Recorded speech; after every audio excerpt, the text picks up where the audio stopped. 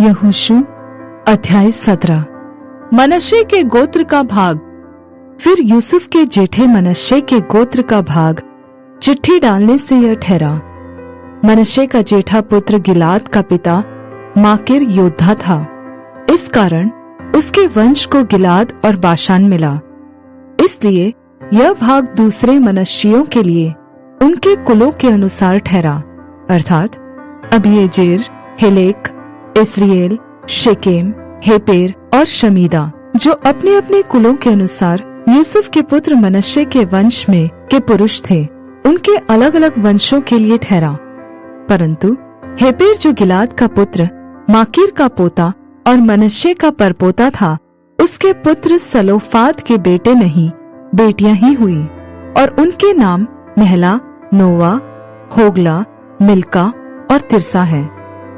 तब वे एलियाजर याजक, नून के पुत्र यहोशू और प्रधानों के पास जाकर कहने लगी, यहोवा ने मूसा को आज्ञा दी थी कि वह हमको हमारे भाइयों के बीच भाग दे। तो यहोशू ने यहोवा की आज्ञा के अनुसार उन्हें उनके चाचाओं के बीच भाग दिया। तब मनश्शे को यरदन पार गिलाद देश और बाशान को छोड़ 10 भाग मिले, क्योंकि मनश्शियों के बीच में मनश्शेई स्त्रियों को भी भाग मिला, और दूसरे मनश्शियों को गिलाद देश मिला।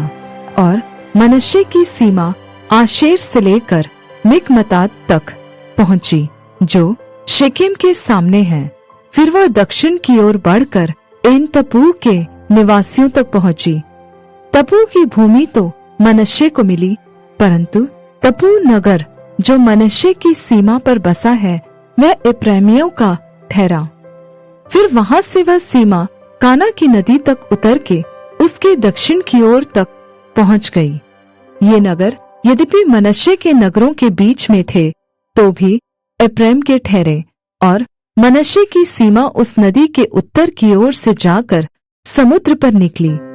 दक्षिण की ओर का देश तो एप्रैम को और उत्तर की ओर का मनश्शे को मिला, और उसकी सीमा समुद्र ठहरी। और वे उत्तर की ओर आशेर से और पूर्व की ओर इसाकार से जा मिली।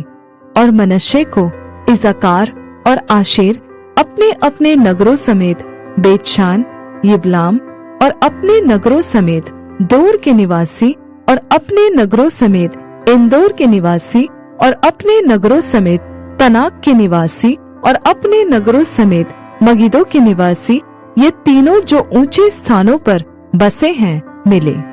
परंतु मनश्शेई उन नगरों के निवासियों को उनमें से नहीं निकाल सके, इसलिए कनानी उस देश में बसे रहे। तो भी जब इजरायली सामर्थी हो गए, तब कनानियों से बेगारी तो कराने लगे, परंतु उनको पूरी रीति से निकाल बाहर न किया। यूसुफ की संतान यहोशू से कहने लगी, हम तो गिनती में बहुत हैं, क्योंकि अब तक यहोवा हमें आशीष ही देता आया है। फिर तूने हमारे भाग के लिए चिट्ठी डालकर क्यों एक ही अंश दिया है? यहोशू ने उनसे कहा, यदि तुम गिनती में बहुत हो और एप्रैम का पहाड़ी देश तुम्हारे लिए छोटा हो, तो परिज्जियों और रपाइयों का देश जो जंगल है, उसमें जाकर पेड़ों को काट डालो। यूसुफ की संतान ने कहा, वह पहाड़ी देश हमारे लिए छोटा है, और बेतशान और उसके नगरों में रहने वाले और यजरेल की तराई में रहने वाले जितने कनानी नीचे के देश में रहते हैं, उन सभी के पास लोहे के रथ हैं। फिर यहोशू ने क्या एप्रैमी क्या मनश्शेई अर्थात यूसुफ के सारे घराने से कहा, हाँ, तुम लोग तो गिनती में बहुत हो और तुम्हारी सामर्थ्य भी बड़ी है, इसलिए तुमको केवल एक ही भाग न मिलेगा। पहाड़ी देश भी तुम्हारा हो जाएगा, क्योंकि वह जंगल तो है, परंतु उसके पेड़ काट डालो, तब उसके आसपास का देश भी तुम्हारा हो जाएगा। क्योंकि चाहे कनानी सामर्थी हो और उनके पास लोहे के रथ भी हो, तो भी तुम उन्हें वहां से निकाल सकोगे।